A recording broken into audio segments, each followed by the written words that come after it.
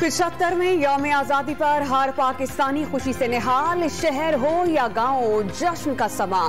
सब हिलाली परचमों की बहार। बच्चे ही नहीं, खवातीन, नौजवान, बड़े और बुजुर्ग वतन की मोहब्बत में सरशार। कौमी परचम के रंगों के कपड़े जेब तन कर लिए। आज का दिन दादादाद कुर्बानियों की याद दिलाता है। पाकिस्तान के कयाम किसी मौजज़े से कम नहीं। सब्र और वज़ीर आज़म के पैगामात।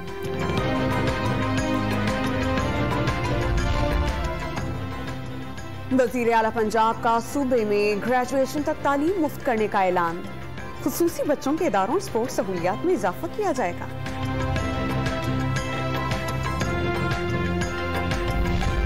कोई इदारा मुल्क को आगे नहीं ले जा सकता। इदारों या अफराद के मुफादात से पहले मुल्की मुफाद का सोचना चाहिए। ख्वाजा आसिफ की प्रोग्राम दूसरा रुख में गुफ्तगू। इदारों और अफराद के मफादात में 75 साल गुजार दिए। वज़ीर दिफा का किसी और की ताकत की बजाय वोटर्स की ताकत पर इन्हिसार करने पर जोर।